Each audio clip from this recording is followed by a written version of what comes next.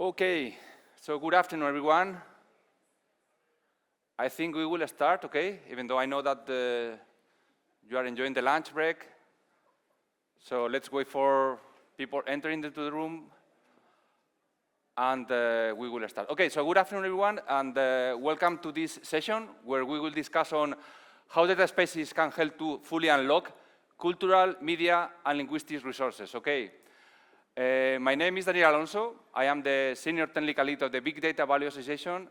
And, but with me, what more appropriate actors to discuss about this topic than the coordinators or the relevant representative of the data spaces working on these domains, okay? So I will bring on stage today data spaces working on cultural heritage, language, and also media, okay?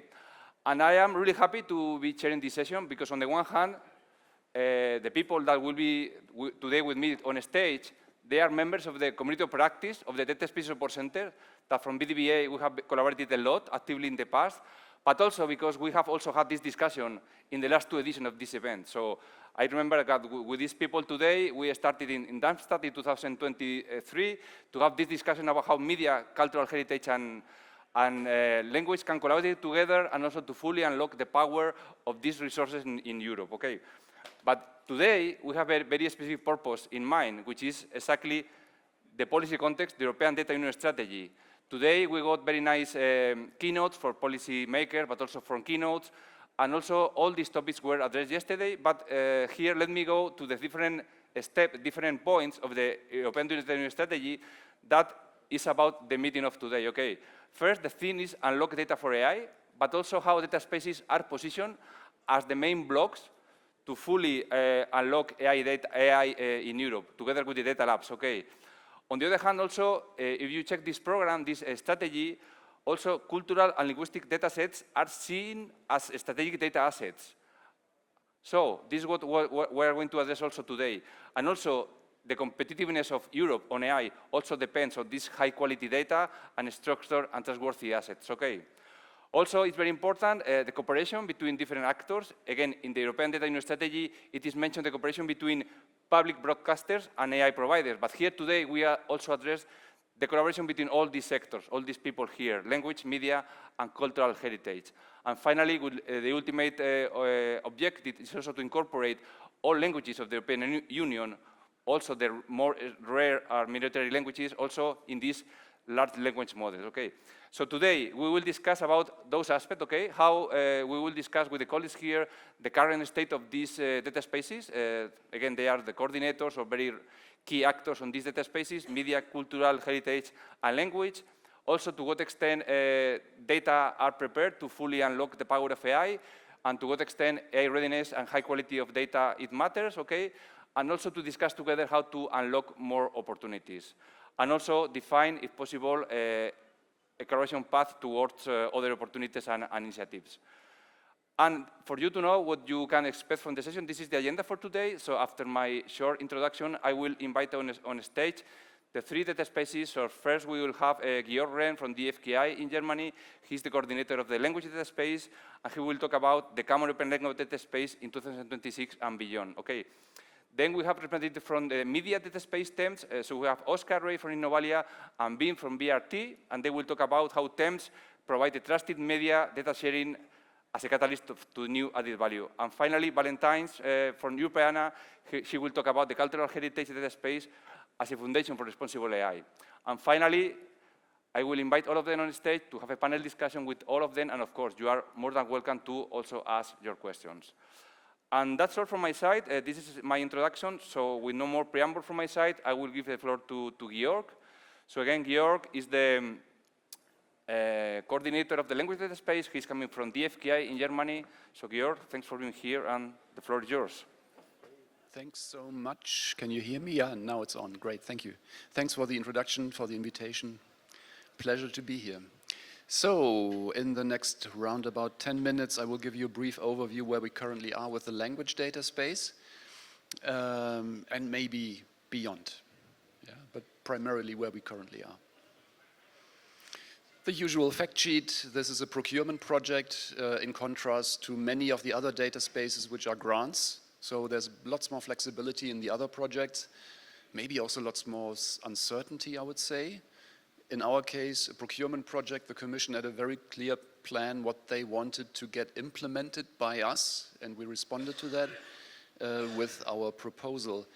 The project runs for a total of 4 years with a modest budget. It ends in January next year. And the objective, one more time, develop and deploy a trustworthy and secure European infrastructure and marketplace for the collection, creation, sharing, and reuse of multilingual and multimodal data, language data in our case. So this is meant to be a marketplace for all organizations, primarily commercial organizations, but also public, academia, research, and so on. We work on the governance framework. We develop the technical infrastructure based on EDC and related toolings and libraries, and we promote the project as well.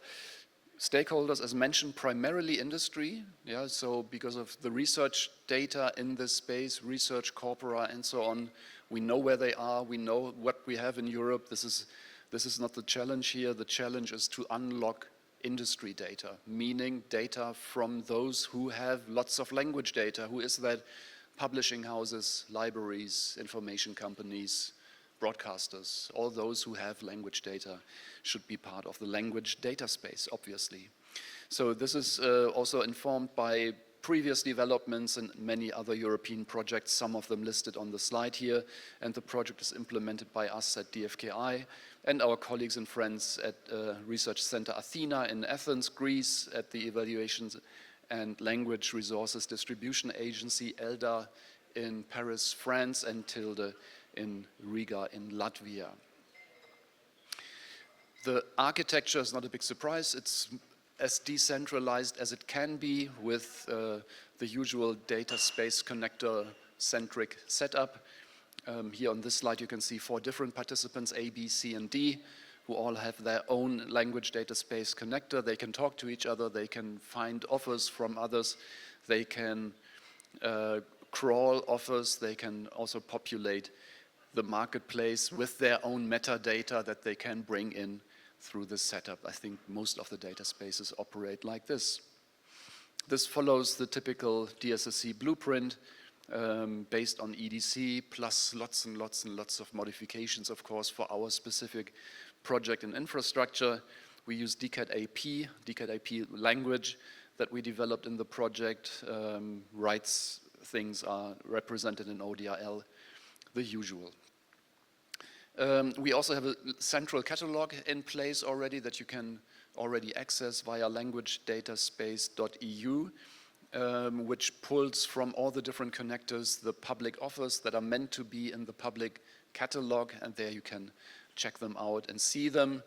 It's meant to be like a honeypot. Yeah, it's a honeypot scenario where we want others to see the central catalog, the publicly available catalog, to see that there's great offerings in there, but we are not publishing in the central catalog. Who is publishing that type of data?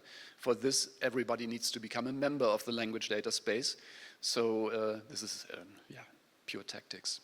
Right now we are, or not right now, about 2 weeks ago, we were at a total of 72 organizations approved by the EC and fully onboarded, and of those, about 20 have already installed the LDS connector. And these are all up and running and talking to each other. So we are now in the phase where not quite yet in the hockey stick scenario that startups like to have with their user bases, not quite in the hockey stick, but it's slowly going up, where also organizations approach us to become members because they think this is relevant, and this is absolutely fantastic to see. In the next 4 slides, I want to show you a couple of examples. So we intentionally do not call them use cases because we don't have any use cases. Our use case is trustworthy data sharing and data transfer. Full stop, that's it. Here in this case, an application example. So first application example, 2 organizations from Latvia, both from Latvia, Culture Information System Center of Latvia and the National Library of Latvia, who are being taken care of by our company, by our project partner, the company TILDE, who is providing to those users who want to be engaged a bit more, some additional services, some additional support. They help these to install the connectors and so on. Maybe I'm not going into too many details here. Yeah, so these two organizations, they have lots and lots of interesting language data, primarily catering for the Latvian language, also some other languages. Through the language data space, these data sets can be promoted and made available and made publicly visible throughout Europe. Maybe a few words about this specific case, gutefrage.net or the gutefrage.de websites. The Germans in the room will know them right away. It's a very popular web service and website in Germany, a bit like Quora, which you may know, which is US-based. Gute Frage, good question, is this translated? Is a web service where you can ask questions and get answers from the community. So they approached us with the idea that, hey, this is an interesting idea. We need to now find alternative revenue models or additional complementary revenue models because the previous setup with search engines and so on, this is maybe more or less defunct right now, also with chatbots coming into play more and more. And they see here an economic necessity. This slide, if you're curious, the slide was, the text was provided from the colleagues at Gute Frage. And I asked them, hey, can you put down a couple of words on the economic necessity, political necessity, artificial intelligence? I asked them essentially, can you provide some words of motivation? And they came up with this. And I want to read some of these out because they are very, very important, especially for language data space, maybe also for others. Yeah, so big US enterprises simply take content without any kind of compensation. The implicit contract between the open web and search engines is effectively dead. Online platforms that want to survive need to find alternative business and revenue models. And they see at Gute Frage LDS as one such alternative revenue model, which is great. Political necessity, current US politics shattered trust in collaborations with US-based companies. Digital sovereignty is no longer nice to have, it is a must. We follow current law, we meaning Gute Frage. We follow current law and assess European solutions as the only viable option to keep following current law in a systematic way. Also great. And AI, of course, is a main point here. European AI providers must be competitive in the long run. AI regulation is necessary, but it should not come with penalties for innovation and competitiveness and a few other points. Yeah? So this is a great example here that I wanted to highlight. And of course, the corpus that they can bring in this question-answer data set for the German language is by far the biggest such data set that exists for the German language. So there is some inherent value in here. Okay, a few more words on two other examples here. The previous two slides were one-to-N sharing. Yeah, so one organization is sharing data with N participants. This is now a different case. In this EU project, HiveMind, DFKI is participating in this, and we found ourselves in a situation where the different use case partners in this project, which is doing some agentic AI stuff, details are not relevant, we needed to find a secure and trustworthy data transfer channel. And then I said, hey, we have something like this, yeah, and then we simply decided to use LDS for this. So just for the case of sending data in a secure and trustworthy way from one participant to exactly one other, LDS works great. Yeah, so we didn't have to reinvent the wheel.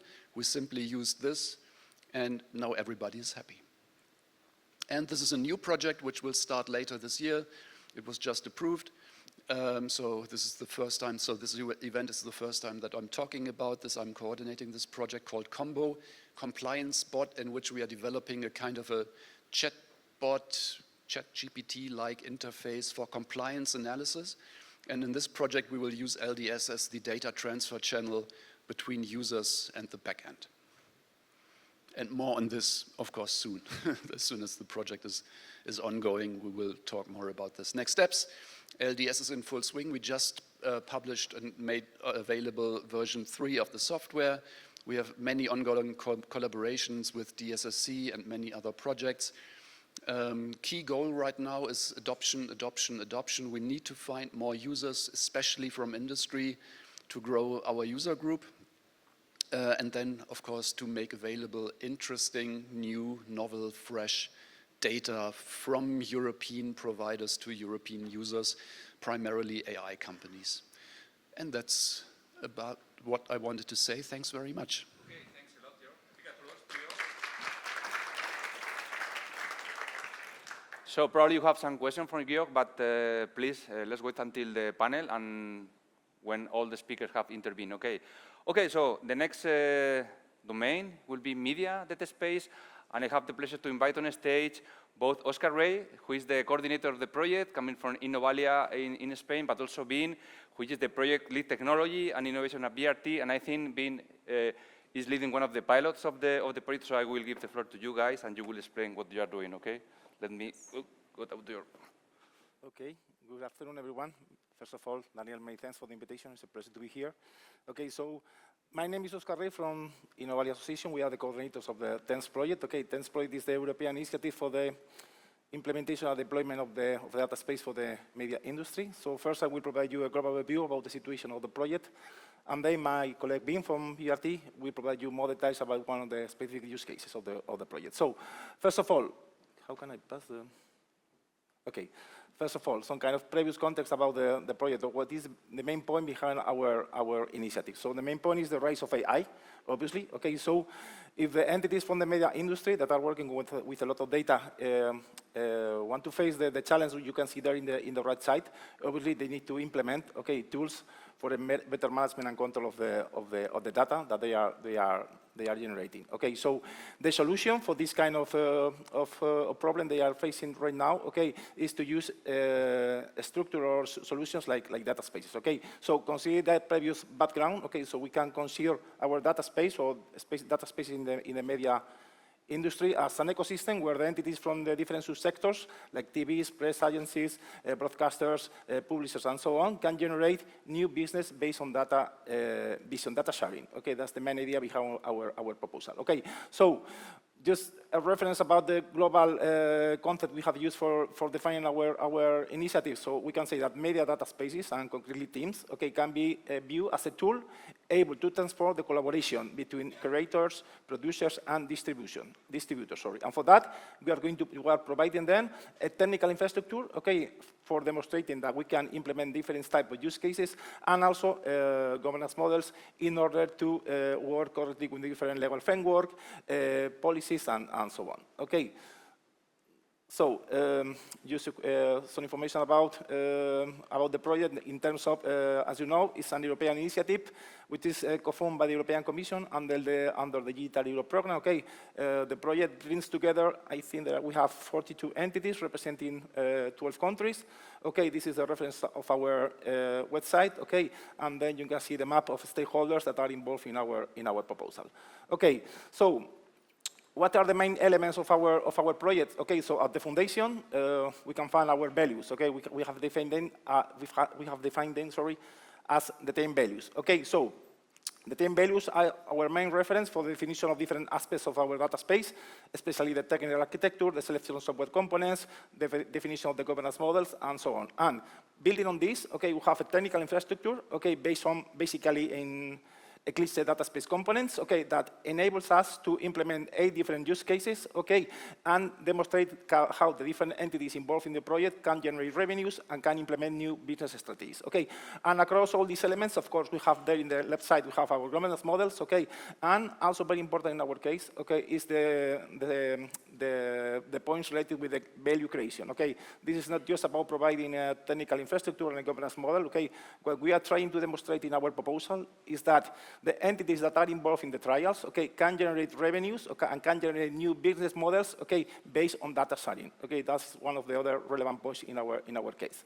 So, which are these core values that represent our project, that are the main reference or other framework for the design, development, and deployment of our data space. So you can see this context here. Okay, in the left side, you can see cooperation, interoperability. Of course, that is one of the main points we are addressing, is to try to make our data space interoperable with other initiatives. Okay, trust is another relevant concept. Sovereignty, of course. Okay, scalability and portability. Okay, because our idea is that our data space can operate with other infrastructure in the future. Okay, transparency. Okay, fairness and openness. Okay, openness means basically that we are not going to work only with the players in the media industry. Okay, we are going to open our data space to a small and medium company with low resources and with low knowledge about what the data space is. Okay, so that could be, or that would be the list of our core values. Okay, so regarding our technical infrastructure, okay, our reference for the definition of the architecture of the data space is obviously the Data Space Support Center blueprint. Okay, so according to this blueprint, we have created our list of services, okay, and the reference for the implementation of the software components is the Eclipse Data Space components and the Eclipse Data Space connectors, okay. There, in the right side, you can see the list of services that we are implementing in our project, okay. Now we are working in the validation in the services that you can see their highlights in blue, okay? And once we complete this first validation process, we are going to complete the validation of the other group of services that you can see there well in the right side, okay? So it's a kind of continuous development. We have focused our first stage in this minimum valuable product, okay, in order to demonstrate that the entities that are part of our data space can generate offerings, can share data, can create policies for sharing their data, and so on. So some kind of two stages for the implementation of our data space. Okay, just another reference to the concept of value creation, okay, because it's very important for our data space. This is not just a question of providing the technical infrastructure. This is not a question just of providing a governance model. This is about value creation, okay? And that means that one of the main objectives of our trials, okay, is that at the end of the project, they will be ready for generating revenues according to the data sets they are going to use for TEMS. Okay, this is also a very important concept for us, not just in the definition of the proposal, okay, also in the implementation of the use cases and in the deployment of the data space. Okay, then information about the use case we are addressing in the project. Okay, so we have 4 different groups of trials, okay, involving different type of entities and subsectors from the media industry. We have a first group related with news and fact-checking, okay, very relevant topic, especially in the last years, and now especially, okay. We have a second group related with the audience data, the personalization of contents and revenue streams, okay. Then another group related with the collaboration in production change and digital right management. That's also a very relevant aspect and very important for the entities in the sector. And then we have a final group, okay, that is related with the use of 3D models, okay, for the generation of virtual content, okay. And then finally, oops, sorry, there was another slide related with the governance, but no worries, okay. Just to say that we are working as well in the governance aspects of our data space. We have just submitted or released our first version of the rulebook, okay. One of the main elements of the rulebook is the creation of a legal entity that is going to be in charge in the future of the management of the data space. But I have no more time, so I prefer to give the floor to Bin. Bin, please. Yeah, thank you, Oscar. So very 3 minutes on our trial. So what we want to do is to actually enable the reuse of 3D models from European 3D model providers for virtual production in broadcasting. That's important because this is my company, but you see it in other media companies. Virtual production is moving from experimentation during the pandemic to really go into the core of our operations. It's not only about big LED screens, but it's also going to more immersive environments like gaming environments, but others, because we see that there younger audiences are actually consuming news, are going for entertainment and so on. So our idea was to connect 3D digitizers and media companies. Why it's important for media companies to have that marketplace? Because when we see models, it's important that they, of course, meet the requirements of, this is our virtual production designer, meet the requirements of what he needs to build. So we want to have a marketplace where some aspects about the data are really clearly displayed. It's also important for us that these providers are, of course, more easily discoverable, because now we often work with contacts we have. We think TEMS can be an extremely good ecosystem to really discover those providers more up front. And it's not only about gaining time, working more efficient, but it also can be a tool to better do, let's say, skill management. Because if we have a good marketplace, if we can have 3D models, we can make a trade-off between in-house development, which always, of course, costs a human, making these things, and maybe we can quickly, easily reuse what's out there already. And of course, other opportunities are setting up collaborations with 3D model providers for certain aspects a broadcaster cannot do if it has to make its own models. For, of course, the other side of the market, the 3D digitizers, it's of course also an added value to have a marketplace, because they can have quick access to key users such as VRT, which is among public broadcasters an innovator in virtual production, but also, of course, other media companies. It allows us to understand our needs very fast and probably adapt their data offer to what we need. And above all, they, of course, explore the value of their 3D models for other sectors than the one they are currently working on. So this is a very old slide we started with. That was the idea. I think it was already explained. We put TEMS, as of course, as the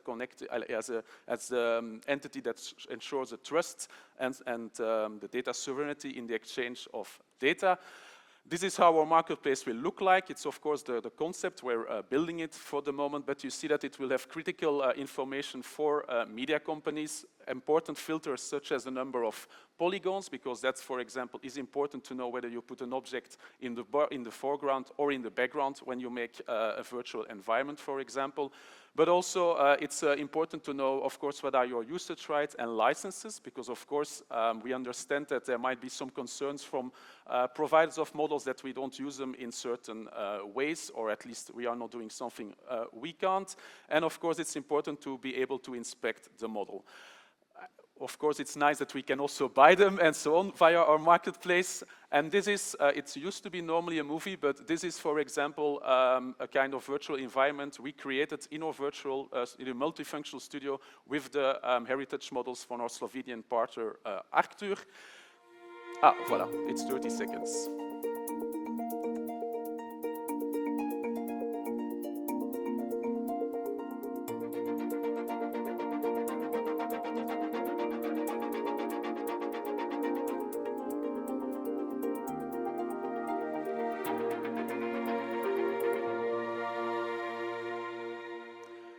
So this was done thanks to TEMS. So our virtual production team learned how to work with these models, create them on the screen, and of course now we have some templates to continue.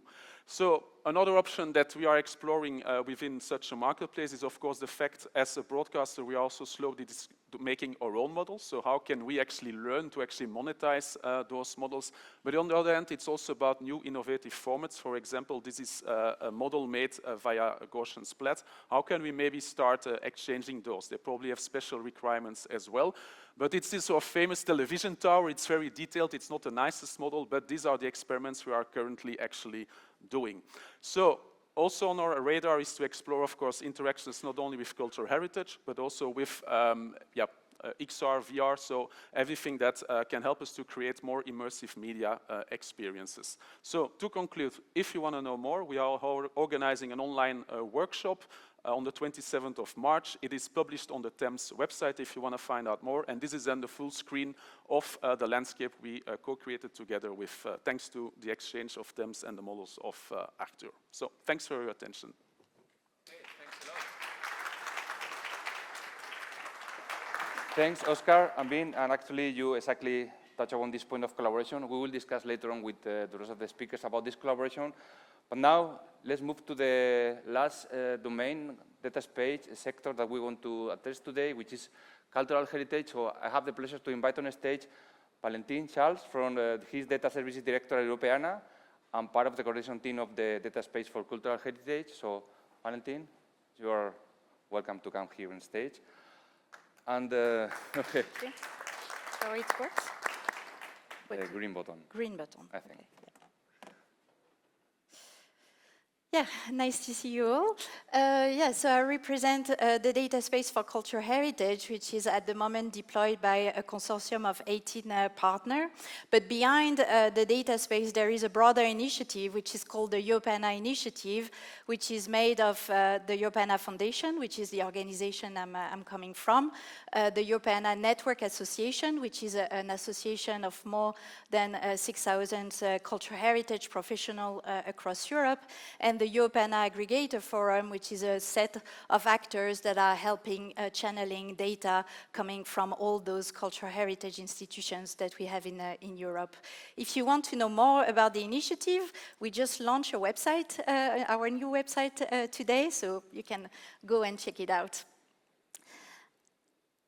What is our role? Our role, the way we see our mission, is really to democratize access to cultural heritage data and making sure that cultural heritage data is being used as part of broader reuse application.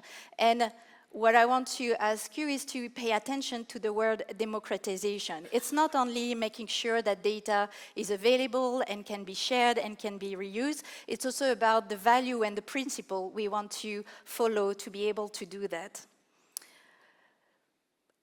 The data space for cultural heritage is based, in fact, on developments that have started more than 15 years ago. And at the time, back in the 2000s, cultural heritage institution worked with Europeana with the mission to make cultural heritage data, so all the data that were being digitized in museum, archive, libraries, to be discoverable and accessible by as many people as possible. And at the time, we developed a portal that was the way to provide access to data. And then as the use case have evolved, we started to build a new platform with APIs that were allowing to have a programmatic access to those data and allowing the data to flow throughout different applications, whether it's for education, research, but also SMEs. And 3 years ago, we started to embark ourselves in deploying the data space for cultural heritage. So far, all the data that we have collected, they are item-based, and they were really curated and described to support human access to those data. Now, with the new context around AI, we see that we need to serve new needs that are really the needs of machine. And that requires a change in the way we have gathered this data and represent them, which is the data needs to be accessible in large volume, but also quite in an access that is more a bulk access. So that's why now what we are focusing on in developing the data space is really to integrate the notion of datasets into our data offer, and then also follow all the principles that comes with data space. Of course, we continue to develop framework around this, and really for us, what is important, because of the diversity of the sector we are working on, we need to continue to maintain all the different components of our architecture that we have developed in the past 15 years, because those platforms, they serve a need for the user, but they also represent, they also serve the needs of our stakeholder, our data provider, that are very different across Europe. You have small institutions, but also bigger ones that can do much more. So at the moment, this is a bit what we have to offer. So we have 60 million items, metadata for individual items, plus a link to the digitized content. And we consider that 75% of this data is fit for reuse. So for us, that means that not only the metadata is of high quality, but also the content is of high quality and can be reused. So that means it has a license that supports reuse. So when it comes to AI, which was what I was asked to talk about today, so the first question that we ask ourselves is, why is heritage relevant for AI? And if we look back at what was said yesterday, first, our domain responds very well to the notion of data scarcity. We have a lot of data that are being produced every day, as every member state are doing a lot of digitization project, but there is also a large quantity of information information that the internet doesn't know about yet because it has not been digitized. So there is a big potential for data. And we also think that it's important for cultural heritage data to be part of the AI development and all these different algorithms because we can help in reducing biases in the data, but also enrich the different outputs of the model. So, and we know that this is a demand also from the market. So this is an example of a company that has gathered all the data that we offer as public domain, and they have curated this data as a data set that can be used for AI development, and they have marketed this data set for companies that were in need of data. But moving forward, what do we need to do? First, there is a big push at the moment. So you have heard this also yesterday. For example, the Data Union is asking for 30 million digitized works being made available for AI. So the sector is under pressure because we need to deliver those items. And the idea is, can we find them? Do we have at the moment this amount of data to make available for AI? Because for the cultural heritage sector, there is still a lot of doubt around the work around AI. So cultural heritage institutions are facing a big dilemma. Should I encourage this work around AI? Should, in fact, stop it and basically make all my data under copyright? Or should I offer my data but under condition? Because even if most of the cultural heritage data are open data, we still want some condition to be applied. So we want copyright to be respected. For example, we don't want AI agents to just grab the data and not respect the license that are on the data. We want the data to be attributed. We want transparency on how those data are used, and we want to also have the community being involved and also some consideration towards climate consciousness. So another aspect that comes into play when it comes to the usage of heritage data in AI is also the way this data is being accessed. So first there is the question, do I want my data to be available for AI consumption? But then there is the way of doing it. At the moment, we see that the way AI works, so basically grabbing or accessing data, large volume of data at once sometimes when it's about training, developing a training data set, or sometimes constantly because we have a lot of applications that are using data in real time. That has an impact on the cultural heritage institution, on their infrastructure. So in a way, there is a new paradigm of the open. Our data is open, our infrastructure is not for free. So now we have engaged in a conversation which was how to regulate a bit the usage of AI in the context of cultural heritage data. So what we've done is we have partnered with Open Future, which is a lobbying company exploring different aspects of open data. And we try to develop a framework around this. And basically, this is what I want to present to you for you today, which is to think about how can we continue to keep our data open, so making sure that data are available for everyone, including the public, and at the same time also offer the data to the machine. Because providing access to the data to the machine should not jeopardize our mission towards the public, because at the end, cultural heritage is for everyone. It's a public commons. So we are exploring with different access conditions, where you could argue when it's about individual consumption of data, it should be always open. You know, if it's you or me accessing data, I should be able to access those data completely openly.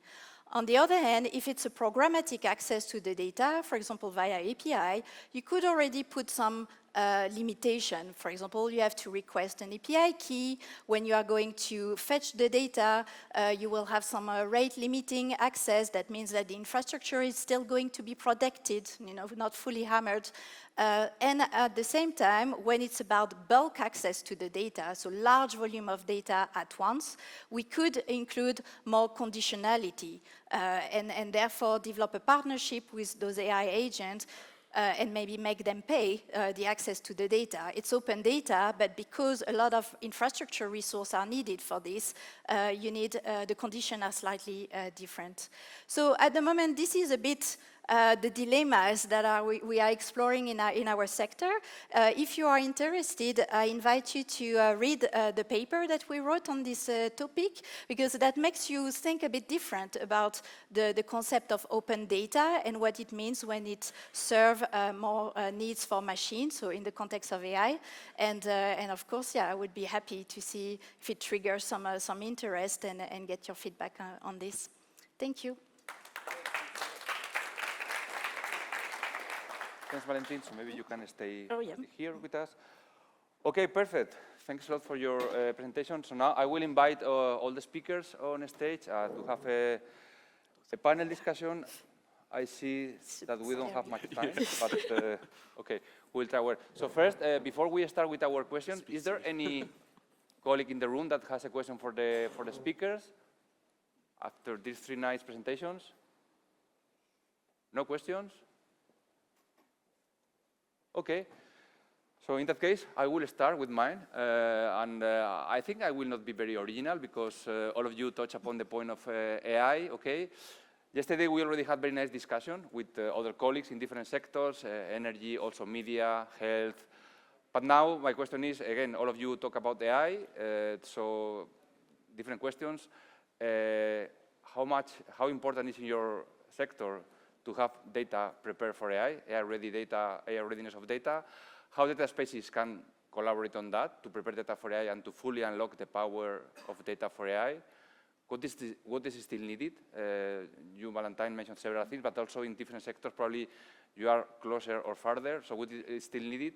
And also, you also mentioned being your use case, but also what other AI-driven services can be also provided by data spaces to fully unlock the power of AI through data sharing. So, Georg, you have your mic. Maybe you can start the discussion, and then we will continue. Right, in our case, I think it's very obvious. Language models, everything that runs Anthropic Claude, ChatGPT, and all these other tools that we all like and use is based on petabytes of training data. This is typically and primarily text-based training data, and this is exactly what we want to make available using the language data space. So this is driving not everything we are doing, but this is the prime motivation for why the language data space looks like it looks. And we always think in terms of making available large amounts of novel, fresh, previously not accessible language data, primarily to AI companies who want to develop language models, either to train models from scratch or to do fine-tuning in various flavors. And this is dominating what we are doing in our case. Regarding data made available through data spaces and AI, I think it's now 2026 and we need to be a bit more specific when we talk about this. So I had a good discussion yesterday with Zille about this, about single books. Yeah, no one who's training a model is interested in a single book or a single website or a single page. Also, yeah, this is completely irrelevant. It's a drop in the ocean. Large amounts of data are necessary for this, very large amounts. So let's say 2 or 3 figures of terabytes. Yeah, so this is interesting to those organizations who develop training data or who put together training data to train models. And there are also other cases, of course, where smaller amounts of data can be interesting and valuable for AI-related purposes. Yeah, but these are different. That's different things. For training models, companies that train models, be they European-based or Europe-based or US-based or China-based or wherever, they are interested in large amounts of data, not in smaller amounts of data. And this is something that we maybe start to talk about. And yeah, let me stop here, maybe. Okay, perfect. In that case, we are not from the media, but I think that it's very relevant to highlight that the relevance of the sorry. Okay. Can I? Yeah, sorry. I was saying that we are not from the media, obviously. We are the coordinators. We have here entities that can provide more inputs about that than me, but I would like to highlight that in order to exploit these data sets that are available in most of the entities that are in the consortium of the other entities from the media sector, without these governance models associated to data spaces, there is no future for them for exploiting the value of this data and use services based on AI. So just to again, to highlight the relevance of these concepts, okay, to try to integrate all the legal context associated to the use of these data sets, because it's the first step they need to make or to do in order to, in the future, use AI services for the exploitation of this data. Yeah. Okay. Mm-hmm. Okay. Yep. Fine. Yeah, in our context. So of course, I mean, it's kind of a no-brainer. Everyone knows why it's important for cultural heritage data to be made available for AI. But I think what we have to face first is convincing the sector. So I don't know for what is happening in terms of discussion in other sector, whether it's manufacturing or health. But basically now what we have to do is really engage a conversation with our community, because what is happening is that everybody is putting the brakes, basically. And as Georg said, we need a lot of data. So if everyone is putting the brakes on, we are going to have a problem. So that's why we are doing now much more work in engaging in the conversation. Technically, we know what we have to do, so that is not the most complicated, but really it's about engaging the conversation and understanding also what the sector needs to feel confident in sharing the data, so that we can also engage in conversation with AI actors to tell them, you know, our data is open, but that doesn't mean you should just take the data and never talk to us again. The idea is really to build partnerships so that we understand how the data are going to be used, but also influence with the practices of the sector how responsible AI should be done.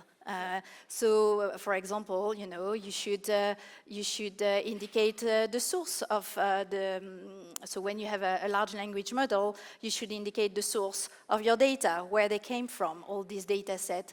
You should make sure to attribute the owner of the data. You could also really engage in terms of a partnership and provide feedback, you know, on what has happened, etc. So that's really what is the core of the conversation. So that's the first aspect, and then there is really what I talked about, which is the impact on the infrastructure. And no one is talking about this. So in the sense that even if data spaces are decentralized, there is still someone that needs to serve the data. And basically serving data for AI, it has an impact. And in our sector, we know that our data provider, they can't sustain providing access to those data. So there is really this, this paradigm, which is how you make sure that AI agents have access to this data, they can work with it in a good way, and at the same time, you keep all the public infrastructure up and running. And we are not the only one having this problem. I mean, maybe you have seen in the news, the whole Wikimedia family is having the same discussion, where Wikidata is a resource that is used by many people, and the public service is jeopardized by basically AI agents that are tapping into the service and putting the whole infrastructure at risk, because we are just not wealthy enough to make this infrastructure grow to scale properly. So those are the two paradigms, let's say, to convince the sector in engaging, and at the same time regulate a bit what is being done so that we can fully participate and engage with this effort. Okay. Thanks.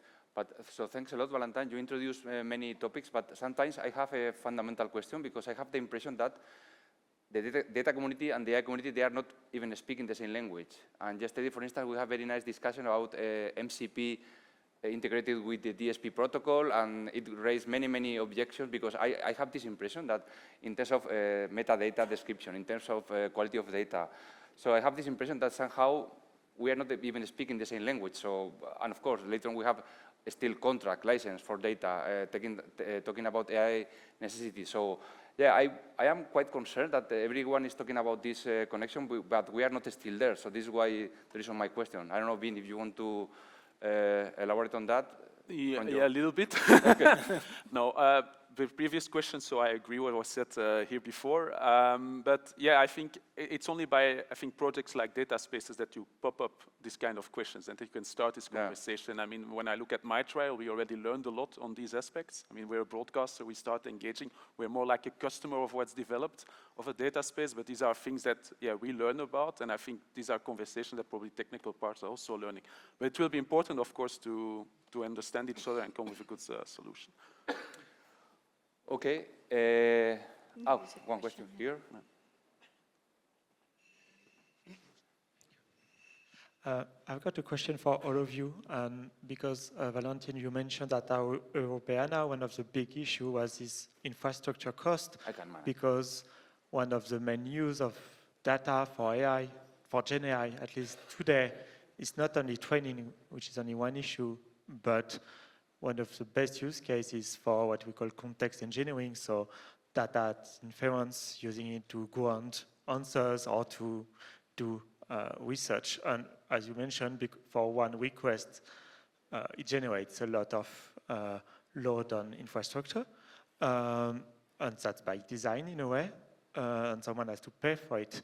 And I wanted to understand how in each data space you represent, how you handle these use cases, both maybe technically speaking, or how you work on it, preparing the data, what kind of service in the data space can provide the data in the appropriate way, not only MCP, but many different technical aspects, but also in terms of business model, how you try and implement something that could be relevant and valuable for both end users of AI apps and AI providers of any sort. So, thank you.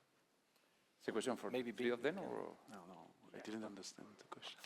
I don't know who wants to take it. Okay. No. If you can repeat the question a bit, because I didn't get the sound well. My apologies. I can say one short sentence. In our case, technically, language data space is a closed shop.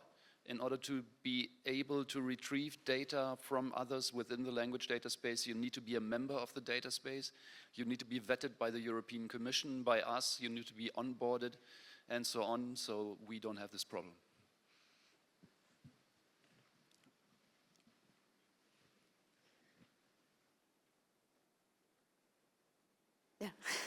I'm thinking because, for us, because, even if we put the data behind, I don't know, an authentication mechanism, somehow we still get our data being fetched in a way or the other.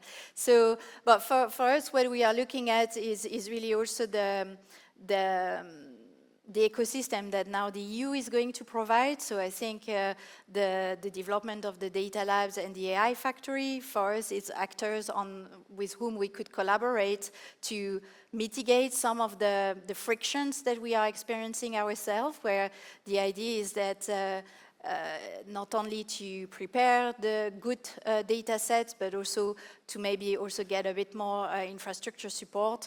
Those are the infrastructure that we would like to use to do that. And indeed, then the rest will have to come from new business model. So it's true that in the sector I represent, because data is open, there is this public mission. Sometimes it causes also a bit of friction in the discussion. I think what the The idea we are now developing is really to talk about public infrastructure. So many of the data spaces that we saw in the past 2 days, they could become sustainable financially. It's never going to be the case of culture. So we could think about our data space more as a public infrastructure. And what does it mean to be a public infrastructure? There is of course, a lot of things that comes for free, but through the partnership, there can be also investment that makes the whole infrastructure still thrive. And I think that's probably the way we need to think about ourselves, you know, redefining what it means to be a public infrastructure and also what it means to contribute to a public AI infrastructure, which is also what Europe is looking at now, where AI at the moment is being handled mostly by large companies, but if you think about a public AI infrastructure, what does it mean? And therefore, what are the actors that need to collaborate within this space? So, yeah, those are still kind of brainstorming ideas, but I think for us, at least it's the way we start thinking about our role, and therefore, you know, what it would mean in terms of business model and operating model. Perfect. Okay, Valentine, thanks a lot. So checking the time, I don't think we have much time, but at least I wanted to address one question because many of you have mentioned collaboration with each other. So I would like to know, okay, which is the status of this collaboration? If you are really learning from each other, you are collaborating, you really think that this collaboration can really fully address the objectives of the European Data Union strategy? And what are your next steps in this collaboration? So I don't know, maybe Oscar, I know you collaborate with... I think in this case, Ben, you can provide some inputs about the collaboration with Europeana, for example. Like, Sure. Yeah, so we already had a discussion 1 year ago. Of course, now we are building an infrastructure, but for example, what was interesting for us was to understand also sensitivities in the cultural heritage about the 3D models. Okay. Because of course, we're a media company, we make news stories, so there are some sensitivities like, what the hell are you going to do with my models? That's, for example, one thing. But on the other hand, we then provided feedback to you, and maybe you can tell more what you did with it. So we are already, please go ahead.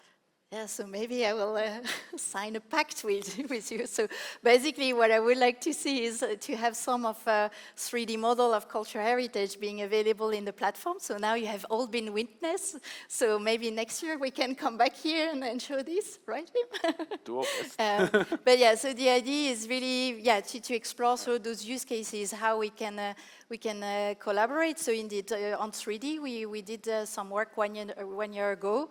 We had some conversation, and I think now looking at the developments going a bit further, it creates momentum to continue. Right. And I guess this event, the fact that we see each other 1 year after, you know, it's also a reminder that, we have to do something. Yeah. So Guillaume, in your case? In the interest of time, we collaborate with a bunch of projects. They are all running great, the collaborations. I mentioned some in my presentation. So right now looking at the relationship between HiveMind as a research project and LDS to use LDS for a very specific purpose in this one. We all look forward to Combo, our upcoming research project, and also collaborate with a number of data spaces. Okay. So this is all running great. We get many requests for discussions and meetings, and perfect. Happy to do that. So I think we run out of time. Probably we will see each other in 1 year from now. So let's see how much progress we have done so far. I am very optimistic, but who knows? Anyway, thanks a lot for your participation, and thanks also for the audience to be here until the end, and also a big applause to our speakers. And okay, thanks a lot. Thank you. Thank you. Thank you. I think the watch, the clock was okay. Ahora vienes tú.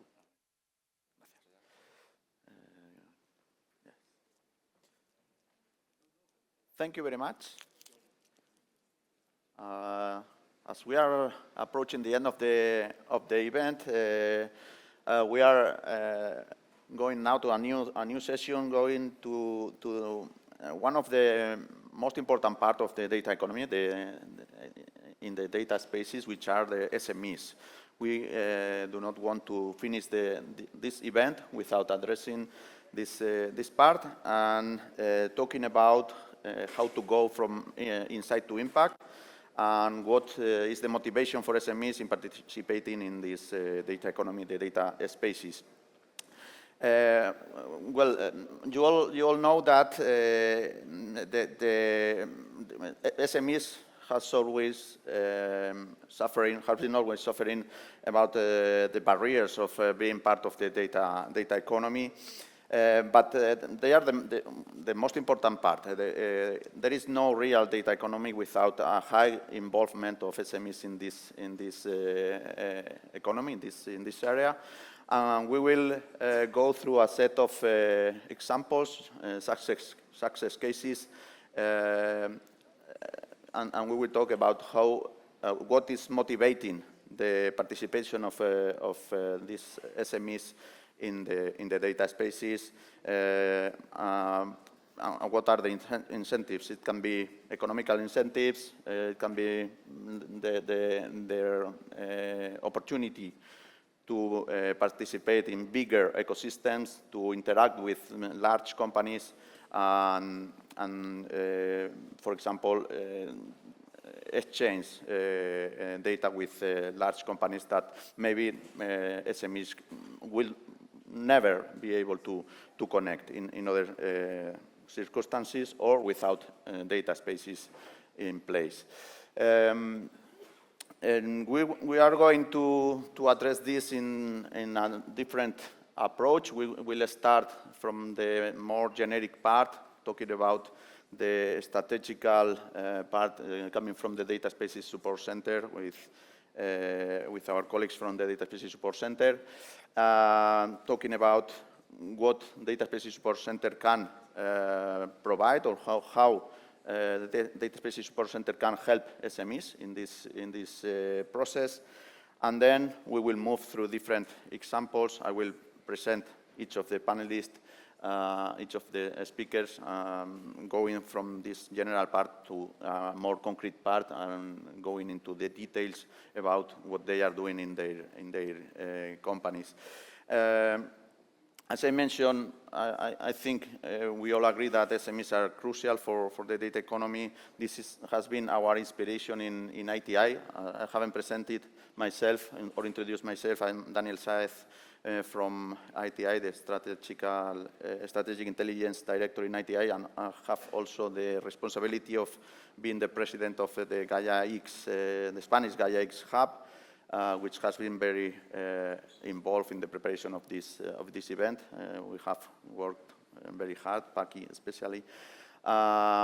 And from the beginning, 30 years ago, our inspirations have been the acceleration of the adoption of these data technologies or other technologies by the SMEs, especially by the market, but especially SMEs.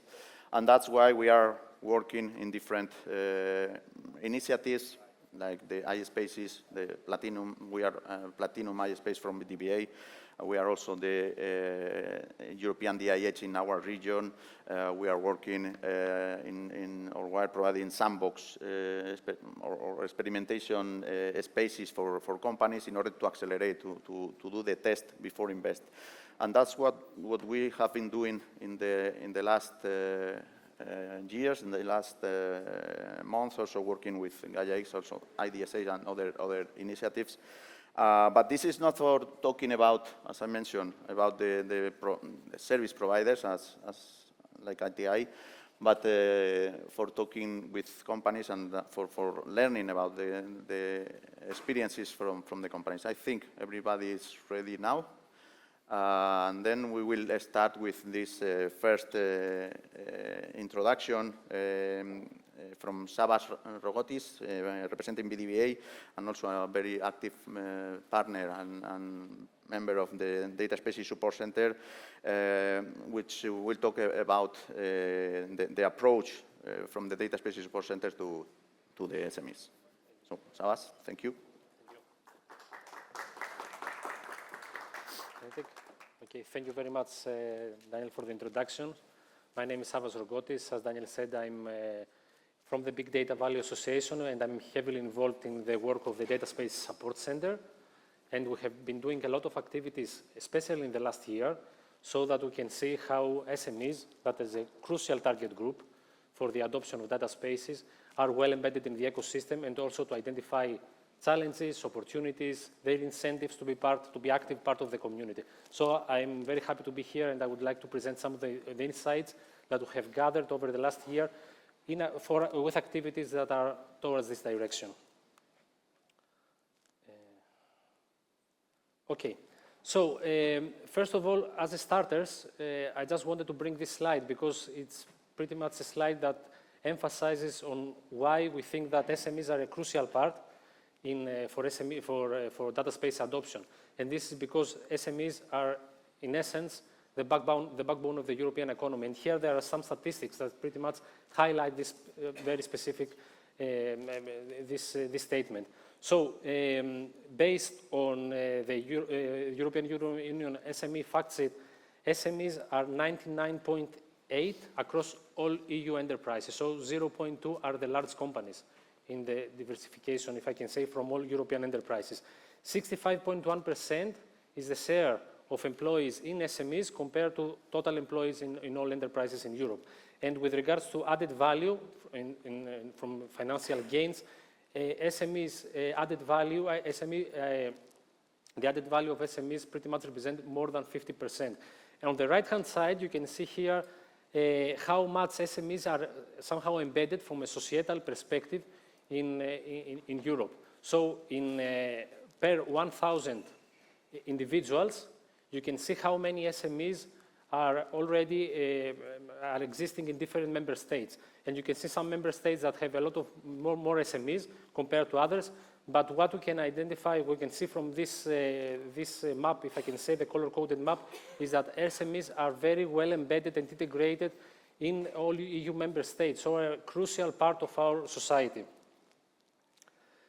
But why now we are bringing this part and it becomes more and more relevant? Why we need SMEs to be much more connected to the data space ecosystem? This has been mentioned also in the plenary of today many times, and also I think tomorrow. So the role of SMEs and why it's important has been highlighted before.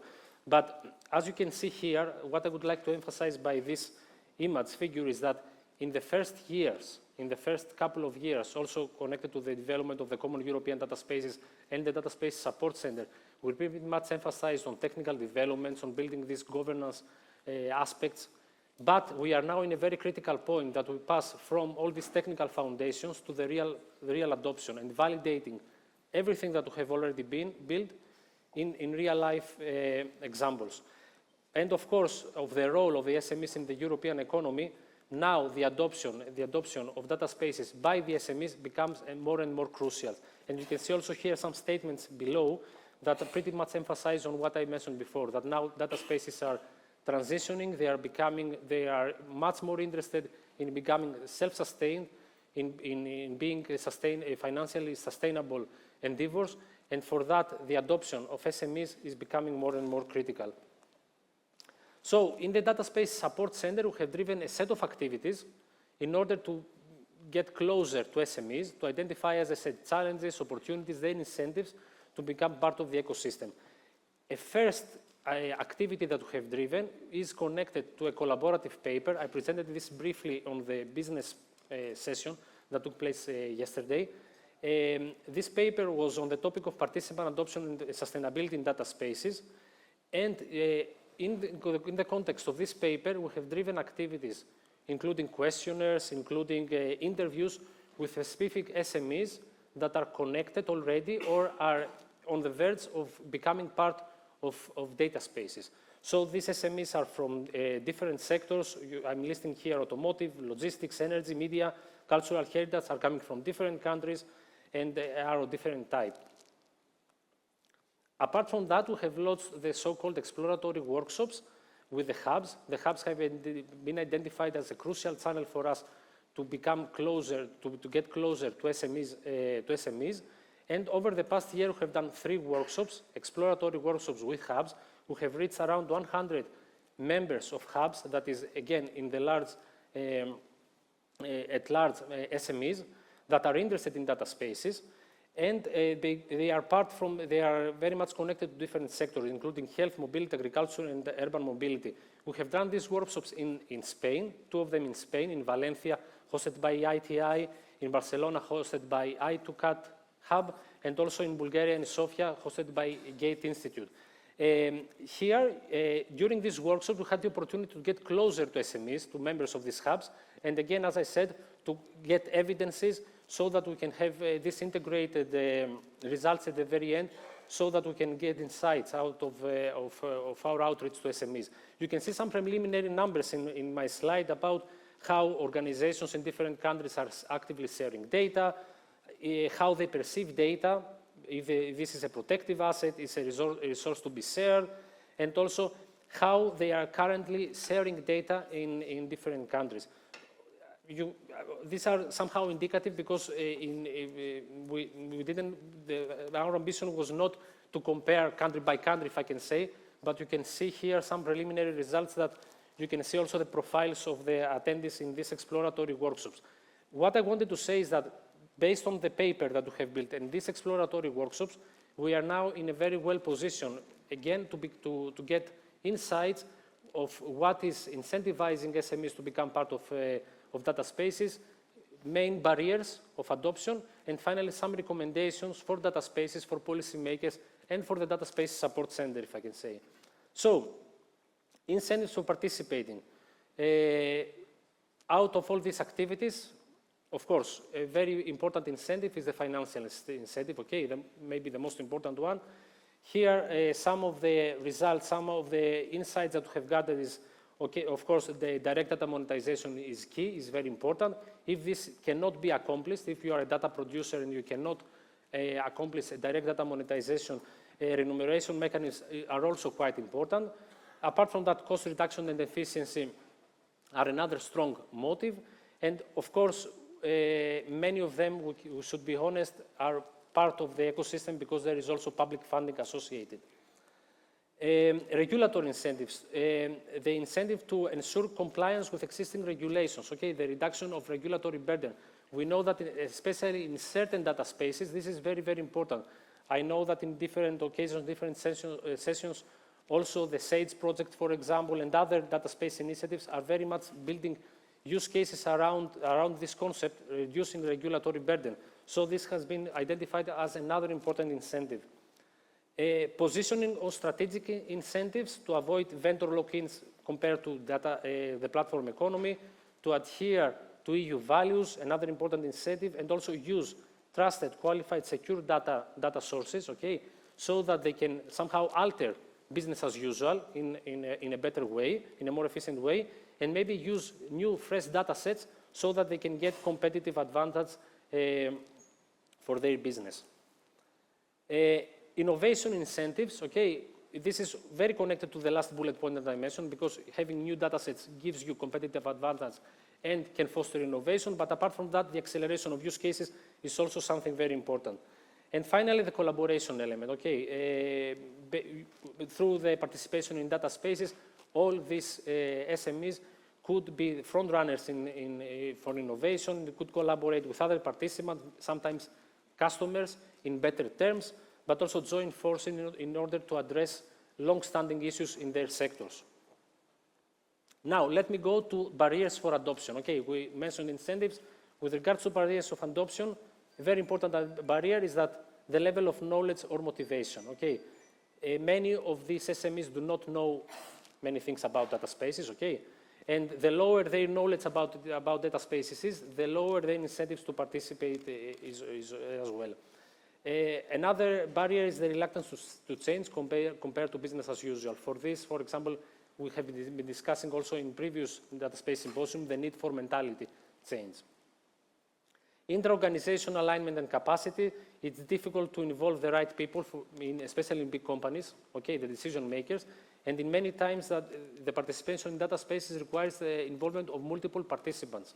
Okay, we have here different profiles, different persons from different departments of a company. The lack of skilled staff is also another important element. Technical onboarding challenges, sometimes it's not easy to use the relevant technology, sometimes it's become It's becoming a moving target to get in touch with all these developments. And there are multiple approaches as well.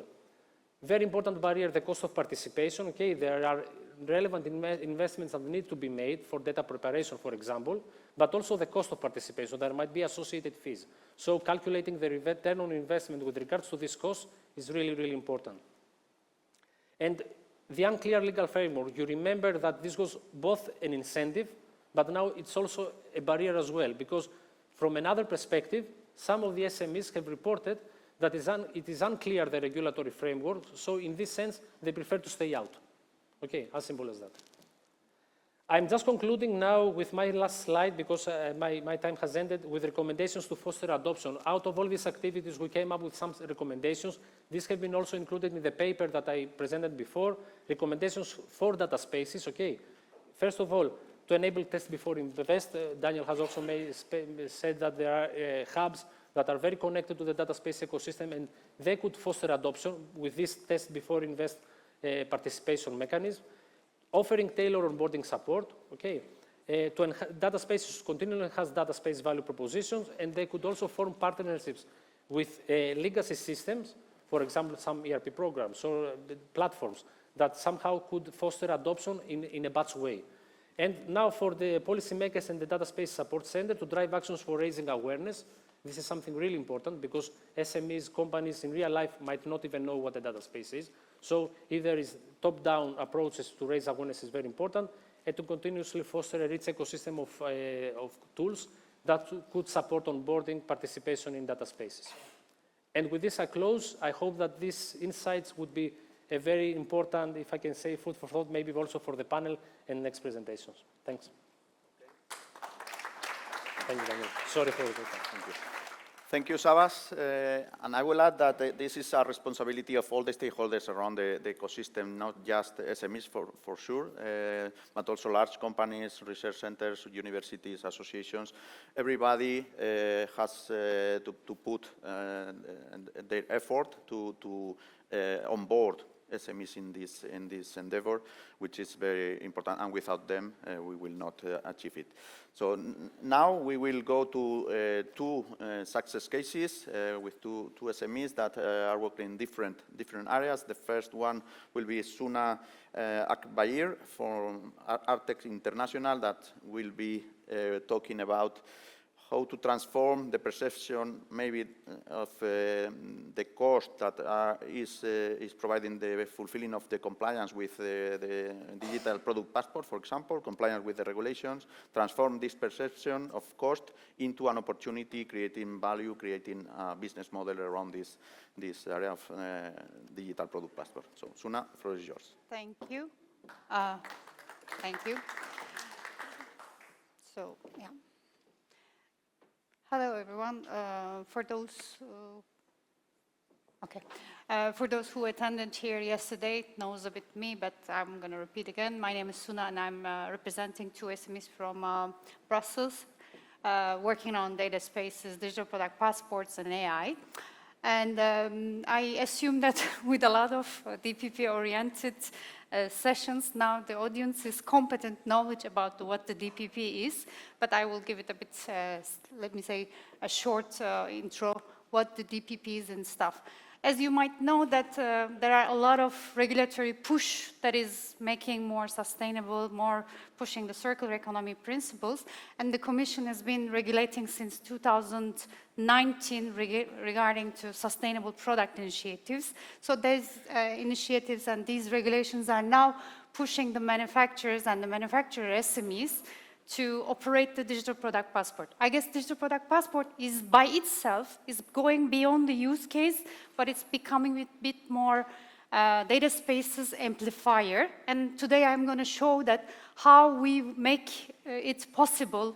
The SMEs, as Savas mentioned, that has no idea about the data spaces, has no idea about the DPP, has no idea about the data as a, let's say, revenue generation. So today, just before I move to this part, that now the compliance or the reporting is manual or it's done by different regulation, but with the upcoming, let's say, period, the manufacturers and the whole supply chain will need a system, will need a supportive systems to make it more automated, to make it more, let's say, machine-readable product area. So we are moving to that area, which comes to us that those SMEs, not just the OEMs, but the SMEs who is providing the data, who is providing documentation, certifications, now struggling too much supplemented, let's say, fragmented supply chain data, and they don't know how to, let's say, collect, they don't know how to classify them, they don't know how to also to, let's say, prepare themselves for this transition period. So those environments make them a bit also not to use their available data. I mean, we always complain about that the SMEs do not have data. Yes, they have data, but they have a different, let's say, constraints, different struggles to share it, to, let's say, store it, to visit and stuff. So in that case, we think that the secondary, let's say, operations or secondary options can make this, let's say, viable, can make it functionable. So in that regard, with the BDVA, we also mentioned that when the entities, when the SMEs started to get a bit more understanding of the data products so that they can prepare themselves to this transition period. So today I will also be speaking how to DPP data or DPP-ready data is serving that way. So in that regard, again, we are motivating the SMEs about that, how this can be possible, of course, creating the new market, but also providing novel services, novel products for the current market as well, you know, where they are operating. And towards that, let's say, pathway, from, let's say, very European-centric or very European-centric regulation area, what we aim to do is to provide also something that operable between the EU and non-EU, let's say, landscape and the data spaces ecosystem, because those DPP regulations, particularly mandatory for the textile and the battery, whose their supply chain is mainly 90%, 95% are established in the non-EU regions, so they have to be prepared for this transition easily, more friendly. So we are providing them like unified rule engines, dynamic auto-compliance engine, and regulatory knowledge graphs. And that makes us to, let's say, both on the DPP and the AI-ready data product mindset, that turning those available data sets into a DPP-ready, let's say, system will provide them, I mean, will provide our data spaces ecosystem the clean created data sets, machine-readable data sets, APIs for automation, and also these data, let's say, sets will be also be IP ready and, let's say, governance ready. That will make those SMEs systematically ready to use the available operations over the data spaces. So in that regard, I'm talking about, I mean, I will give you our one solution provider that we are working together for DPP implementation in Asia. So USB certification is a company working in the certification and accreditation in different domains, they are mid-sized SME, like 200 people working on 10 different countries, but mainly in Asia.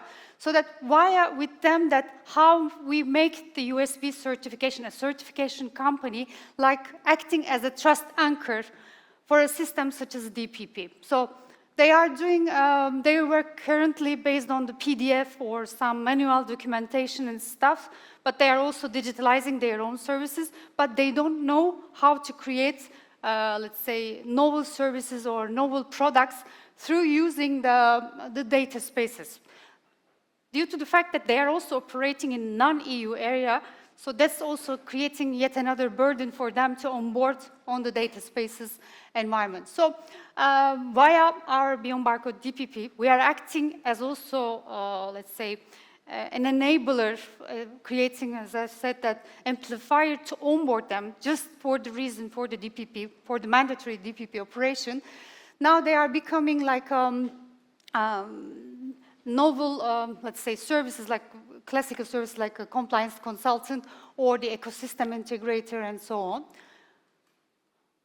And then now, when we have give them this opportunity that onboard them on the data spaces environment easily with, as I talked yesterday before, that we are providing a connector agnostic, let's say, onboarding possibilities so that they can operate the different data spaces. And now, what they can offer, they already packed their novel services like certified ESG data product packages. You are all aware of those ESG, let's say, standardization and ESG reporting. Things are now going very self-assessment based, but they are now turning them into a more automated and more, let's say, evidence-based indicators and the products. The other thing is that when they started, it's not now, but for the upcoming, let's say, period, that they will be providing a dynamic and continuous compliance services that will create another also third-party services, which we don't know right now. I mean, we anticipate, but we don't know that what kind of third-party services that they can build. But now at least that they do know that the data is not just the one single thing, but it's also a bit live data and live, let's say, repository that they will be working on. And they also designed some sort of let's say, novel design and novel services, just not regarding to the supply chain partners, but also the governmental, let's say, bodies who are not also aware of the data spaces operations. So we can simply say that USB certification companies are now moving from, let's say, PDF-based certification to a machine-readable and dynamic certification and continuous, let's say, certification intelligence that they will be providing. Through this, as you understand that the clients or the ecosystem partners do not need to directly know what data spaces, but we need to explain them a more friendly way, more understandable way, without, let's say, innovating from the very European jargon, very European vocabulary, because sometimes it's too harsh to invite the game. I can also explain with this, let's say, very basic example. If we keep this game too sophisticated and too complicated, and they would like to play it, so we will make these things more incentivizing and more user-friendly and more easy, let's say, lowering the barrier to onboard them, so that that can be happening to not just only European ecosystem, but also the non-European ecosystem onboarding and the operation. So these are my last words, that USB certification, I mean, we are the DPP provider SME and the USB certification and SME. We go to very, let's say, very small supplier who is doing a small weaver that now can be a preferred supplier status to certain textile OEM via having this, let's say, infrastructure so that they can keep their competitiveness for this upcoming regulation. I hope I could give you a bit broader approach that how we can also help for the SMEs to onboard them and to operate on the data spaces. Thank you very much for your attention. Here are my contact details. I will be happy to discuss further outside that if you would like to discuss further. Thank you. Thank you, Suna. You can stay. Okay. Yeah. Thank you, Suna. Now we are running out of time, so quickly with the next speaker, Carlos Piñeiro from Animal Data Analytics. He will show us the experience of this company working in the meat production chain, not just for making it more efficient, more productive, but also addressing biohazards, biosecurity, pandemics, and other areas that data spaces are covering and are providing a good solution. So, Carlos, the floor is yours.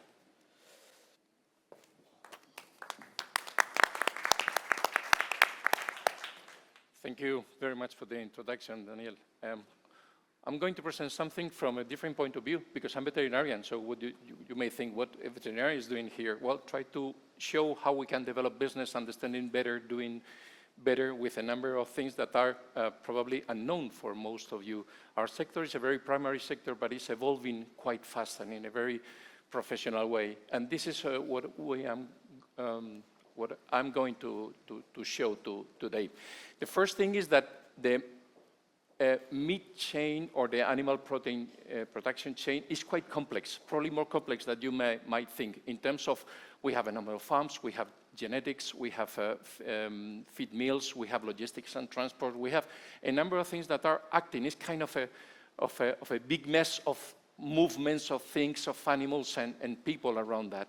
And not only that, in different species, of course, pigs and poultry and ruminants, etc., but also we have to deal with a high number of data sources, and this is including observational data. A farmer is recording something in terms of parturition, health record, medicine usage, lab results, and also, besides observational data, we have a number of sensors from trucks, from feeding equipment, from climate control.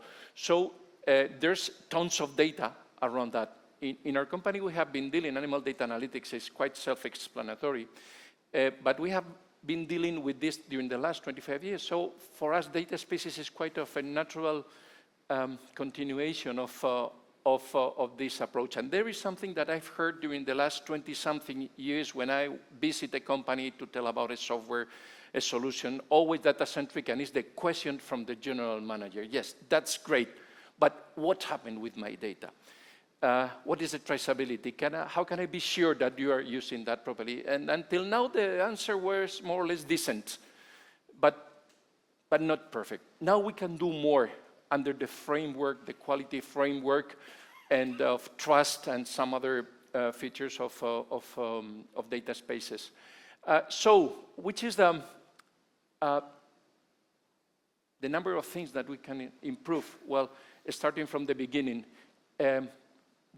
AI is quite sexy, quite attractive, the GPTs that you may have or whatever, but you need first to sweat with data governance. Sometimes it's a disaster what you may find in a farm or in a large producer or in a company that they are not dedicated to that. Simply they don't think about that. And you need to pay attention, because if not, you're going to find tons of paper and gigabytes of, respectfully said, rubbish that is impossible to use. In general, low quality, silos, lack of trust, no contracts at all among all of those stakeholders and actors that I have mentioned before. So we expect that this framework of data spaces could be an enabler, something that we can use to improve that. We are very disconnected. Most of those steps on the chain are strongly disconnected. We have too many software platforms, we have too many sensors, too many devices equipment. For instance, this is a precision feeding equipment. This is fantastic because this device has a trigger and the animal goes touch and he receives a small portion of feed. And it's not only that you know the amount of, the total amount of feed intake, but also the pattern. And with the pattern, you can understand many things. If the animals are starting to get sick or whatever, or apply certain AI algorithms to understand that better. But every company is doing his own sweet way about this. So it's quite challenging doing that. And it's not only that we call something that I've heard during these 2 days. We need to standardize in terms of data rules, formats, semantics. Of course, you cannot imagine how creative is the people to call different names to more or less to the same thing. And something that is quite important, and this is a very key aspect in the data spaces for our understanding, is that sometimes it's not question for that specific company, because that company has a number of farms, but in the same space, they have neighbors from other companies. And for health, it's like diseases in humans. You need to pay attention to your neighbors for avoid transmission, keep health, etc. And the lack of trust is amazing, because sometimes it's difficult to manage your own home, even more if you need to deal with health control, biosecurity, or others. And something that is even more amazing is that academia is perfectly disconnected about that. And normally, we need academia for this triangle between institutions, private companies and academia, and they are very disconnected about that. Not only for, let's say, for monitoring, but we can, and many others, of course, we can run good applied research with routine-generated data, something that is very underused in general. There's a good number of barriers. Who is the owner? This has been mentioned also. Who is the usage rights? Interoperability is very difficult. Now we're working, as everyone, with APIs, but it's something that we can improve clearly. Another barrier is that the fear to be exposed to whatever. Every company thinks that their data are very sensitive. It doesn't matter they are or not, they perceive that way. So that fear stops a good number of actions.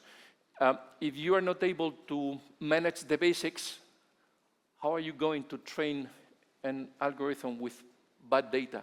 It's impossible, but people is very excited about that. Now we have our GPTs and we can do, well, rubbish in, rubbish out. We all know that, and this is the classical scenario. And we have tons of data. You cannot imagine how many sensors we place in the farms around to ensure that animals are perfectly within the range of temperature, the range of humidity, with the proper ventilation, the ppms of CO2, or whatever.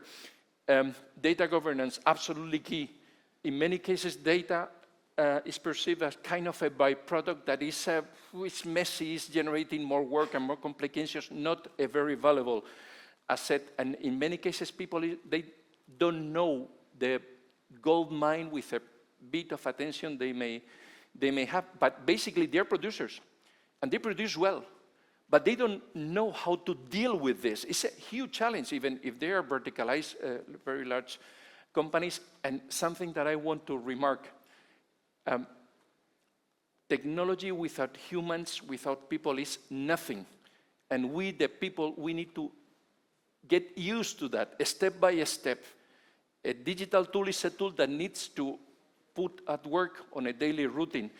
And these tons of data that we have, this is a boar. A boar is a male pig that is generating semen doses every day. And from every extraction, you can generate 50 or 60 doses that are generating up to 1,000 piglets. So tons of data of any kind.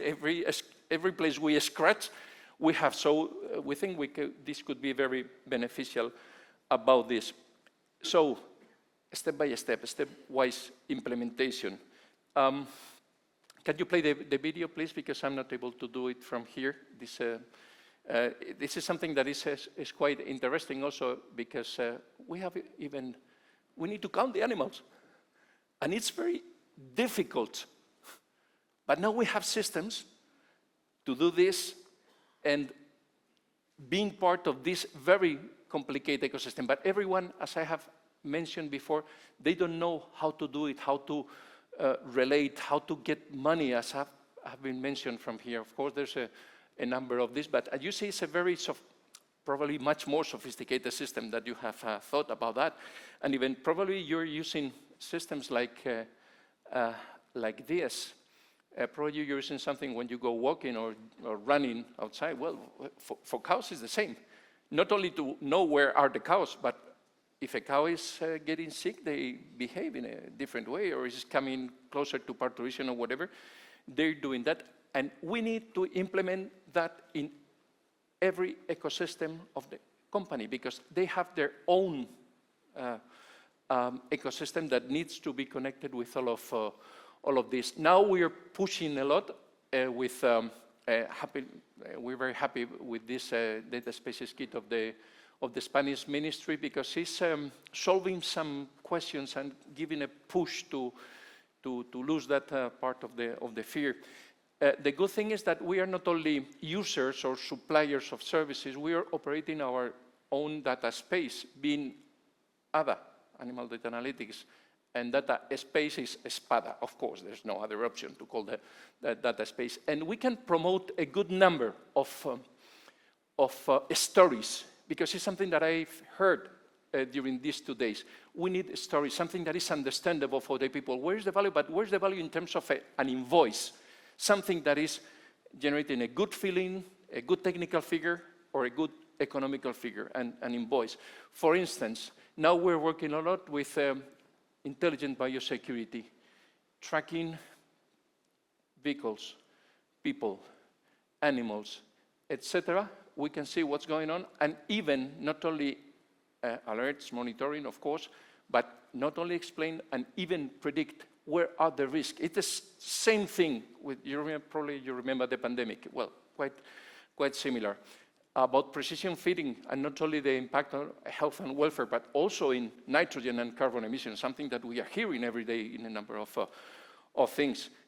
So there's a good number of cases that we are promoting right now, and we're quite happy because people understand easily, and if they understand and they have a kind of a good feeling that they say, okay, Carlos, let's go, keep on working on this. This sounds good, and it's something that is always well received.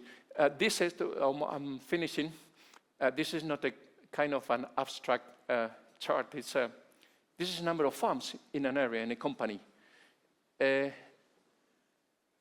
algorithms, once that you have good data generated in a fluent way, etc., the system spot which are the risky farms in terms of the probability of having a problem, a disease outbreak or whatever.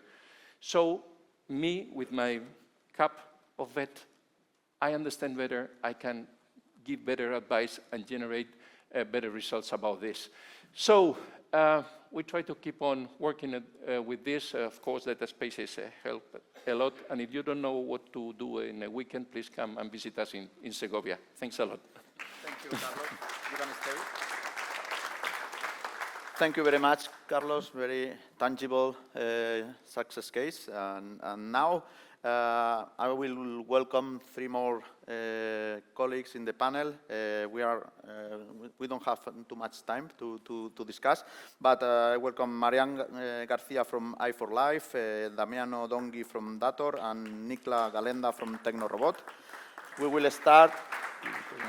I would like to have your presentation. We will start with a first introduction of your company, very brief, and what is the relationship your company has with the data spaces at this moment, and maybe grouping with the second question, what are the services or the help you are needing, depending on the maturity level of your company? What are you needing at this moment to go faster or quicker in this race of the data spaces? So we can start with Marian. Okay, thank you very much. Our company, i4Life, was started to monitor elderly people. We started developing IoT, and later software, and later we created data analytics in order to make reports for our elderly and their families. At the end of this process, we knew about data spaces, and we started as users in data spaces, but also as promoters. We have our own data space devoted to healthcare, caring elderly people or people with dependency. What do we want from the community? What do we want? Sometimes we want a shoulder to cry together because all of us have the same problems, although we seem that we don't have, but we do. I think that it is really important that we make real that sharing will be sharing. We are working hard in order to make this real, in order to make this work, and it is quite frustrating when you hear, but we will have problems, and I will have my data space, and to enter in another one, it will be difficult. I am telling all the people that is entering in our data space that it is just a long road. And we are just starting with a lean model. We are starting with a few things. and later it will be more and more. And entering our data space will allow them to go to other data spaces. We were talking before about One Health or whatever that will be connected, and I hope that we all together can solve that barriers so that they are not so barrier. Okay, thank you, Marian.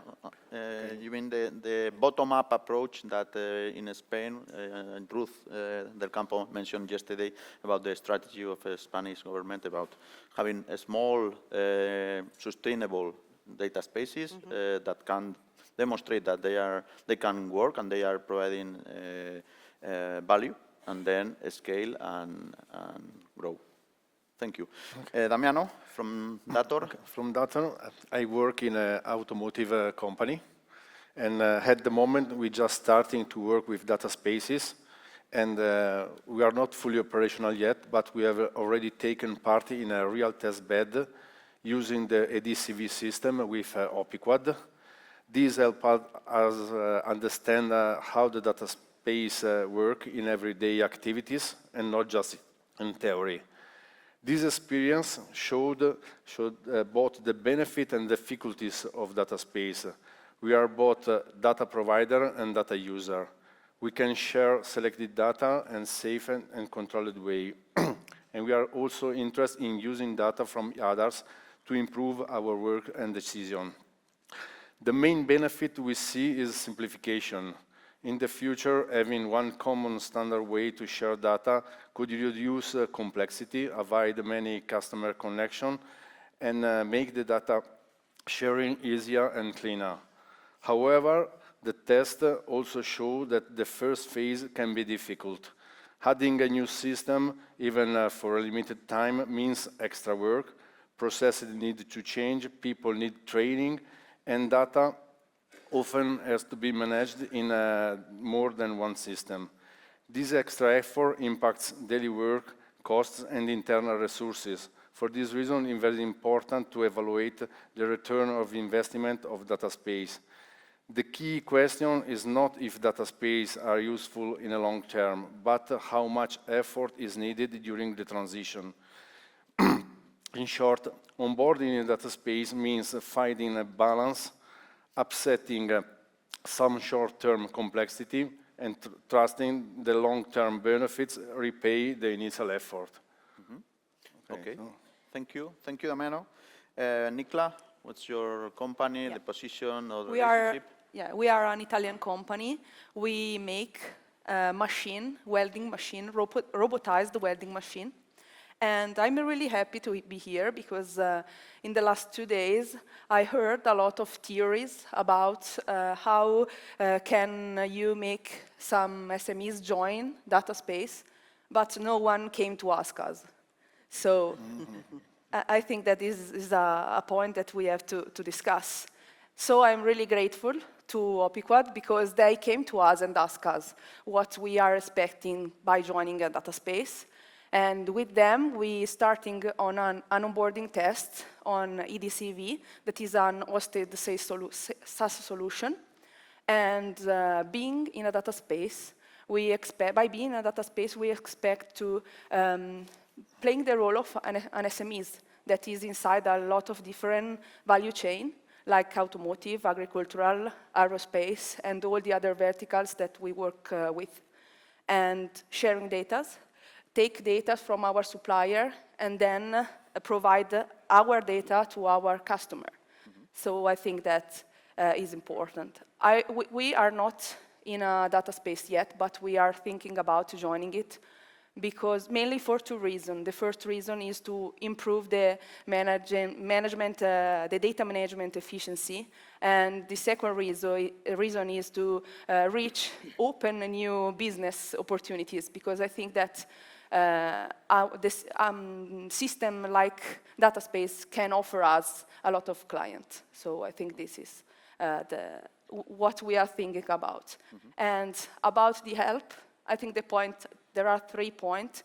The first one is that we need an hosted SaaS solution, because this is a technical solution that can have less impact on our structure. And for an SMEs, the cost impact is a very important point to focus on when you are taking a decision. The second one is about the compliance. We need some sort of help, some sort of tools or service that can help us with the compliance, because I know that the compliance in this field is very important, but we don't know, for reaching the compliance for us is very cost-consuming, resource-consuming. Mm-hmm. And the last, but not least, I repeat myself, but the benefit from a new commercial opportunity will be okay. And I think that this all can be reached by some kind of collaboration with our local suppliers. They are already there. They can host the SaaS solution, and the trust is there. Mm-hmm. So there is no problem, and I think that this collaboration will be a win-win situation for both of us and bring a lot of SMEs joining the data space. Okay. Thank you, Nicola. Extending this second question to Carlos and Suna, which kind of help, taking into account the maturity of your case, which kind of help do you think is needed for SMEs like you? Even generic help or very specific help? What do you see important?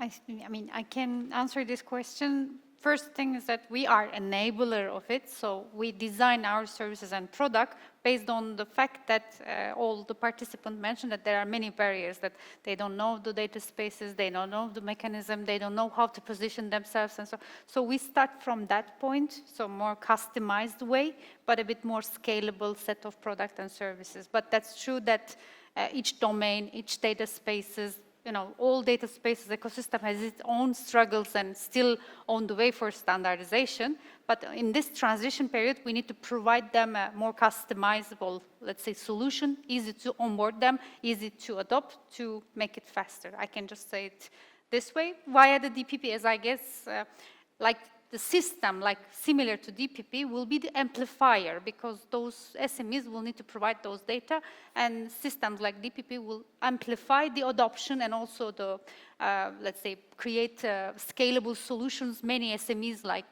need in this kind of services. I could just wrap up. Okay. Carlos, your opinion?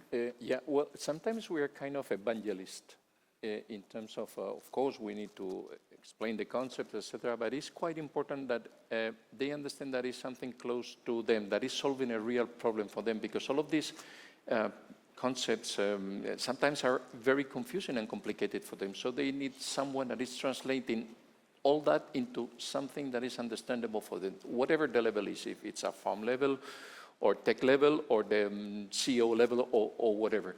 So these cases, practical cases, helps a lot creating awareness in terms of sometimes webinars, but quite focused together with local authorities or whatever.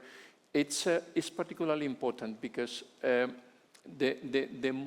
closer the value they see, the more eager they can be to at least to try. Mm-hmm. Because people in general is quite reluctant to this, because the first thought is, well, I have too many problems. I don't want another problem. So it's something that everything that we can get in terms of facilitating this support, this connection with the people that is making the decision, and doing, and I have to insist this, stepwise, small prices, small paybacks, a few euros, a few extra time, whatever, is well perceived, because make it tangible for this, because this is quite intangible for them. So that is something that we see that really helps. Okay, thank you, Carlos. Now going to the last question, like a conclusion from all of you. How do you see, in the future, how do you see, for example, in 2 years, in relationship, you have mentioned that you are thinking about, but how do you see in 2 years from now in relation to data spaces? We can start from here. Okay, so in 2 years, we think to be in a lot of different data space. actively participating in it, sharing a lot of data, and maybe, hopefully, getting connected with our system that we use inside our company. Because with all the data and the metadata that we can get from data spaces, we can make our company grow and make our ecosystem that's rotated around us grow with us. And a little consideration that I want to tell you is that I think that we, as an SMEs, has the key of for a large spread of data spaces, and in the future we can measure the success of data spaces by the number of SMEs that are joining it. So, very good indicator. For me, Damiano? Okay. In the coming 2 years, we see ourselves more involved in data space in a practical way. From our experience, data space have a strong potential for SMEs, but only if they are easy to onboarding and easy to use. For SMEs, the future of data space depends on simplicity. If onboarding requires high initial cost or many different platforms, it will be hard for small companies. But if data space are based on SaaS solution and supported by local partner, many SMEs will be able to onboarding and benefit. In 2 years, we expect to be active at least in one data space. We want to share some of our data and also use data from others. This should help us simplicity our work, make better decisions, and better understand our operation. Over time, we would like to share different types of data, such as ADI of other industrial data, in one single data space. This would reduce the number of systems or portals needed. We could share data once and reuse it in different supply chain or industry. Analytics and AI will come later. They are not the first step. First, we want a stable and simple way to share data. And once this is working well, analytics and AI can add more value. In short, in 2 years, we see ourselves well integrated into a data space, using, sharing, and standard data, improving our process, and then slowly exploring analytics and AI. Thank you. Damiano, Marianne? Okay, it's the same thing, probably. But if I think in 2 years, I think that we will have a big ecosystem around caring providers, or even not only nursery or geriatrics or attention at home, but also probably administration that are taking care of citizens. And I imagine that in that moment we will be providing added value with the help of AI to all that stakeholders. And let's say that I think that with their blind participation, I know at the moment, I know that it is very difficult for them to understand what we are trying to explain, but in 2 years, I think that they will know the results of that data space. And I think that also in that 2 years' time, we will get we are now sectorial solution, and we will try to give them efficiency, better management, better decisions, not only on their sector, but also in others. Okay, thank you, Marianne. Carlos? In our sector, I would say that the main challenge is to ensure sustainability, including the 3 pillars. We need to be more efficient than ever. We need to ensure the environmental part in terms of the use of resources and ensure and cut emissions, nitrogen and carbon emissions, and also put the people on the equation, either the professionals of the sectors, farmers, vets, whatever, but also with customers in terms of transparency or whatever. And the consultancy firm, Deloitte, stated very well during the pandemic time that sustainability is not possible without digitalization. I would add, without digitalization, without data science, and without the different forms of artificial intelligence. And this all is a bit easier within the data spaces framework. Thank you, Carlos.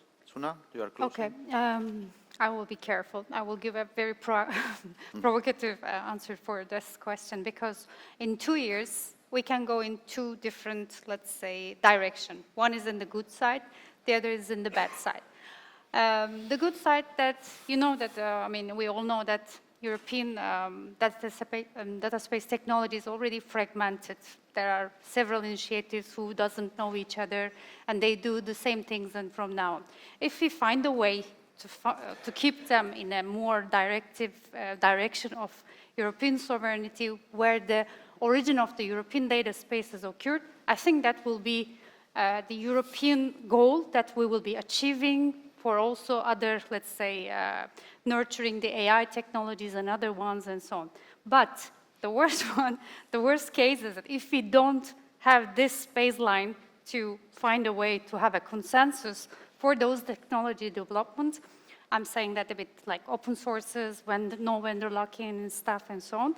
I'm really, really afraid that all those initiatives, including DPP, including data spaces, will end up another tech bro services or products, where the Europeans will have to pay to use it, which we created these initiatives. Okay. Yeah. Thank you very much, Suna. Let's think about the best case. Yeah, I am hoping so. I am. That's why we are here, by the way. Yeah. And in 2 years from now, I hope we can meet again and see what your companies are doing in this ecosystem, generating business and being more efficient and more productive and secure and so on. So thank you very much to our 5 speakers and Sabas for sure. And we will close the session. Thank you.